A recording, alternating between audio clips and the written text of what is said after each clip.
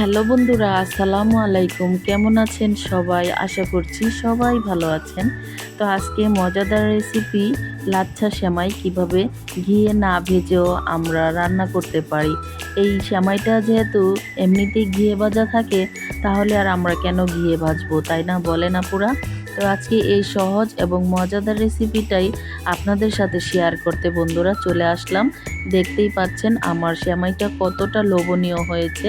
তো এখানে অলিম্পিক ব্র্যান্ডের কাশ্মীরি একটা মানে সেমাইয়ের প্যাকেট আমার হাজবেন্ড নিয়ে এসেছে, সেটাই আমি আজকে আপনাদের সাথে রান্না করে শেয়ার করব। তো দেখতেই পাচ্ছেন বন্ধুরা, আমি চুলায় চলে এসেছি 1 লিটার দুধ জাল করতে। এখানে আমি 1 লিটার দুধ দিয়ে দিয়েছি। এখানে কোনো দুধের সাথে এক্সট্রা আমি পানি ইউজ করিনি, তার জন্য আমি শুধু বলক ওঠা পর্যন্তই অপেক্ষা করব। তা আমি দুধটাকে জাল করে শুকিয়ে নেব না, যেটা যেরকম ছিল সেরকমই থাকবে, জাস্ট আমি কয়েক মিনিট একটু ফুটিয়ে নিচ্ছি। তো এখানে আমি দুধটা বলক চলে আসতেছে, এই মুহূর্তে আমি এখানে এলাচ আর তেজপাতা, দারুচিনি এই সবগুলো আমি ক্লিন করে রেখেছিলাম, এগুলো আমি একটু সুঘ্রাণের জন্য সেমাইয়ের দুধে দিয়ে দিলাম। এগুলো দিয়ে আমি ভালো করে নেড়েচেড়ে দুধটাকে ফুটিয়ে নিচ্ছি। দেখতেই পাচ্ছেন বন্ধুরা, এটা কিন্তু সর উঠবে না। তো আমরা এটাকে একটু পরপরই চামচ দিয়ে নাড়ানাড়ি করব, কারণ সর উঠে গেলে কিন্তু মানে উপরে সরটা জমে যাবে। তো এই যে আমি নাড়তেছি, এই যে বলক চলে এসেছে আমার, আমি কিন্তু এখানেই দাঁড়িয়েছিলাম দুধ চুলায় বসিয়ে।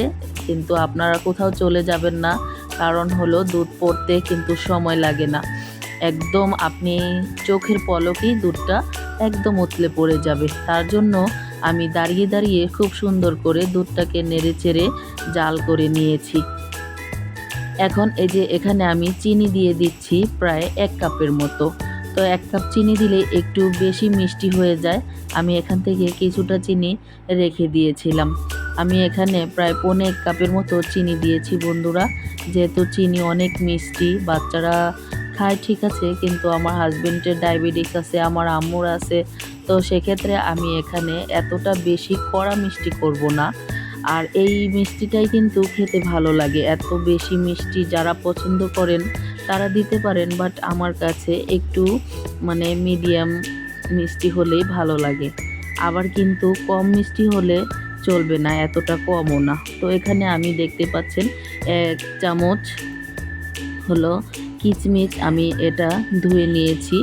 ধুয়ে এখন আমি দুধের মধ্যে দিয়ে দিয়েছি। এটাকে সুন্দরভাবে আমি আরেকটু নেড়ে চেড়ে নিচ্ছি। তো আমার এই যে কিশমিশগুলো একদম ফুলকো ফুলকো হয়ে যাবে এটা জাল দেওয়ার কারণে।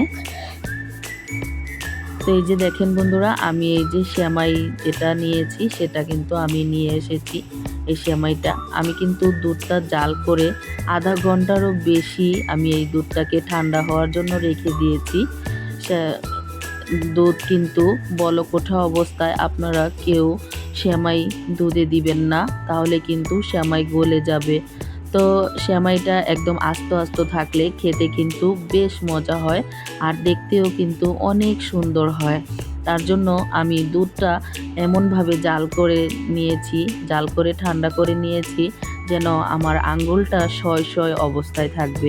আমি আপনাদেরকে দেখিয়ে দেব বন্ধুরা এই পর্যায়ে। আমার এই যে দেখেন, আমি নেড়েচেড়ে দেখিয়ে দিচ্ছি আপনাকে, আমি আঙ্গুল দিয়েও দেখিয়ে দিব।